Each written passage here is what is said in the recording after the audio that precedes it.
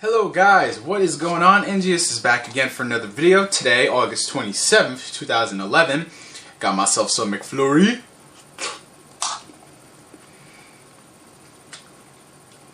If McDonald's ever did one thing right, it was a damn McFlurry. These things, every time I walk into McDonald's, I have to have a McFlurry. They're just that good. And flavor of choice, probably M&M's, but you know what? It looks kind of nasty though. Like after you just leave the M&M's in there, it turns all brown and ugh. But it's still good. Still good. So today we're going to be doing another NGS discussion, my friends.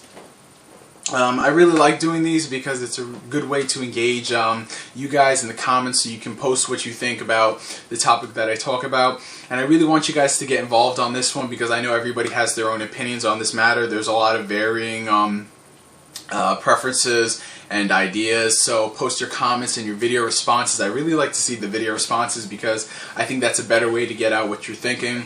And I do like watching the video responses because they are pretty fun to hear other people's opinions on the matter. So let's get started, shall we? Today's topic is physical versus digital. And I'm pretty sure the majority of you guys know what physical versus digital is, but I'll do a quick 10-second recap.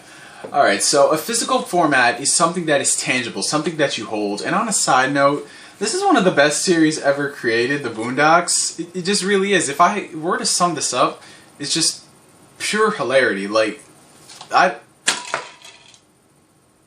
that's not The Boondocks. That was really weird. I found Grand Theft Auto 4 in there.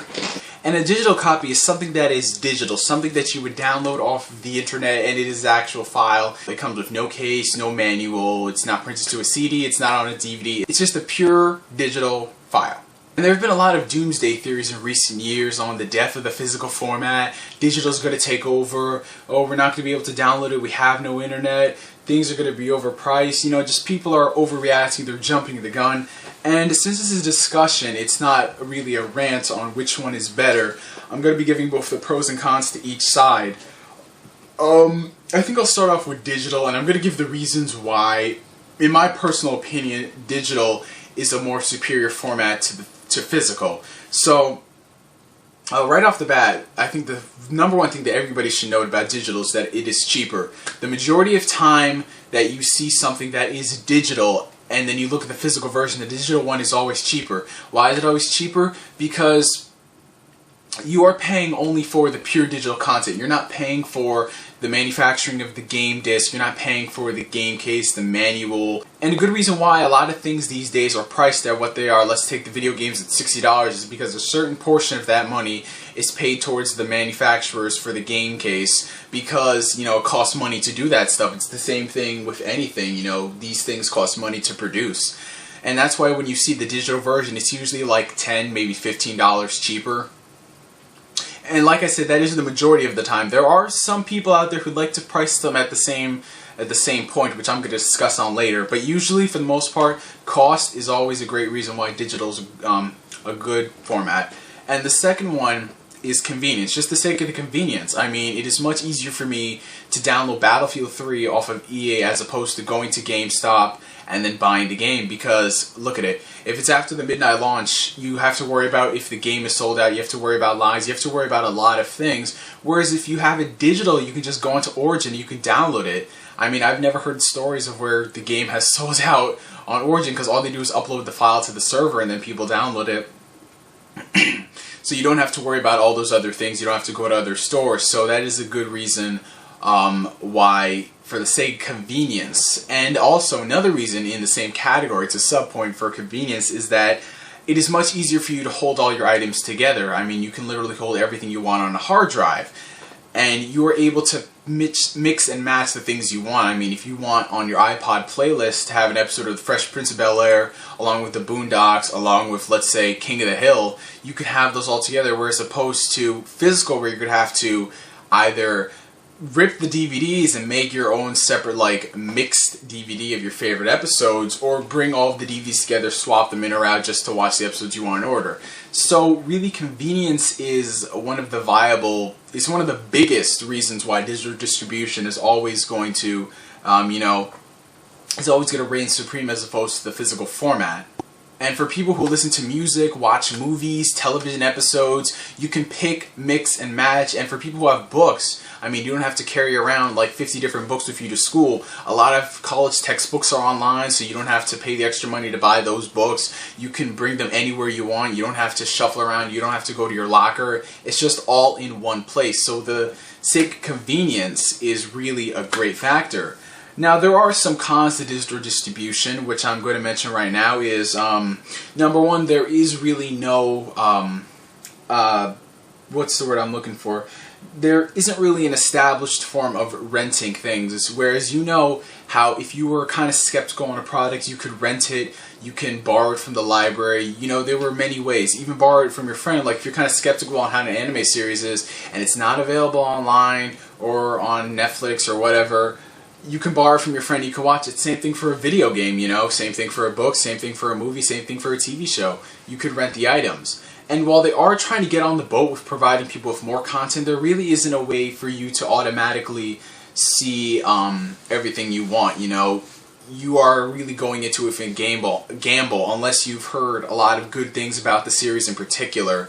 And there is no way to trade back the content after you've purchased it. Now, there are some things in the work about transferring the licenses of the said product to another user, like PC gamers are trying to do that. There's something called Goo, I remember, where you actually transfer the game license to your friend. Now, like I said, this is in the small early stages of development, so the idea of try it before you buy it, or what was the other one I just said, trading it, they're kind of sketchy on digital distribution. And like I mentioned earlier, how you had certain people who are kind of misusing the idea of digital distribution. You have a lot of people involved in the movie industry, and especially the game industry. Let's take Sony and Microsoft, who would be pricing the products of something that is available both as physical and digital at the same price. Like Infamous 2, for example, was $60 on PlayStation Network when it launched, and PSN owners were like, wait, what the hell is going on? I mean, we're not paying for the price of the disc, we're not paying for the game case, we're not paying for the manual, we're just paying for the content, so why is that $60 in addition to tax? And I gotta agree with them, there are some things, like the idea of undercutting your retail partners, it shouldn't matter because everybody is who sells stuff that is digital, you know, that stuff is automatically cheaper. I don't think they would have to go around the whole partners they have to confer with, like Best Buy and all that stuff. So there are some people out there who are trying to misuse the concept of digital distribution, trying to charge you full price for it. And it's like I said, we're not saying that you need to put like a $25 discount, Sony. Like, it should be at least $50, if not like $45. You know, that's the price it should be because you're only paying for the file. You're not paying for all that extra stuff. Now we move on to some of the pros about physical, and really I think this only applies more towards the novelty. There isn't really a set reason why physical is outright better as far as I'm concerned, but I will have to say this, I do like the idea of owning a lot of things on physical because I like my collection. Everybody that knows me, I like collecting Blu-rays, you know, I really do, you know, just because I like to expand my collection, I like to be proud of my collection, and really, I'd be more proud of this collection as opposed to like a folder that has all my video files. I mean, which one would you be more proud of? You have all these special edition Blu-rays, or a folder where you have all your movies? It's like, okay. And the same thing applies for video games. Like, let's take Elder Scrolls V Skyrim. It's coming out. It has a really, really nice special edition. It comes with a greatly detailed dragon statue, and when you buy digital, you're not getting that stuff. I mean, sure, you're going to get like the soundtrack or the digital art book that comes with it or whatever, but still, that dragon statue is pretty fucking cool.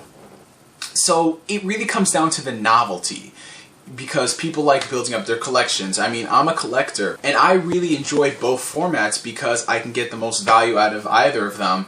You know, I could buy things physical that I really want, like the nice special editions, and then I could buy things digital that, you know, I think I prefer more to have them as digital. Like, I would prefer to have the majority of my movies physical and have a lot of my games digital. You know, it's just me. There are people out there who have different preferences based off, you know, what they prefer.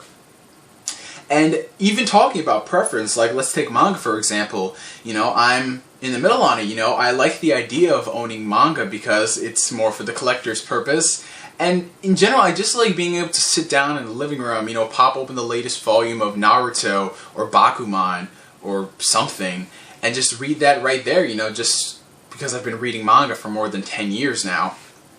So, what, has it been 10 years? Almost 10 years, yeah. But I do like the idea of digital manga, you know, how it's coming to the iPad, the Amazon Kindle, things like those, where you can just download it from Viz and then you can just read it, you can resize it, you know, you can do a lot of things with it. They have these zoom close-up pans, so you don't have to automatically zoom in, you know, with yourself, you don't have to do the finger thing, it just goes from panel to panel. And you can still have that great variety. So in the end, I think it comes down to really preference on it. Is one superior than another? I'm personally going to say yes, but that doesn't mean that you can't enjoy both, because I like digital and I like physical. Is digital going to phase out physical? Yes, eventually digital is going to phase out physical. It is really obvious that it is, but that's not going to happen for a long, long time, my friends, because not everybody has adopted the idea of digital. You know, people still like physical, and people don't really like spending things over the internet. They don't like spending their debit and their credit cards. There are still people out there who are like that, and you know, we have to indulge them. If they still want to buy physical, that's fine. So we're going to still have physical stuff for a really, really long time, people, unless the internet really picks up. And I mean like all across the world, not just one area, all across the world, so that when the time comes for like a developer like Sucker Punch to release Infamous 4 as pure digital, no physical, that's not going to happen for another 10 to 15 years, my friends. So any final thoughts I gotta say? You know, collect what you want. If you want to build up your digital library, which I like doing, building up my digital game library, but I still like collecting Blu-rays, then hey, more power to ya. I like both. And really, I think people are blowing these things out of proportion, really. I mean, if you have the option for both, why are you going to complain? Anyway, that's where I really want to end this discussion video, you guys. I really hope you enjoyed it, because I had fun talking in it. You know what to do in the comments, video responses. And till I see you guys tomorrow, my Battlefield 3 review is going to be up on the PC version. And yeah, I guess that's it, you guys. From me to you for now, I'm NGS signing out, and I will catch you guys later. Peace.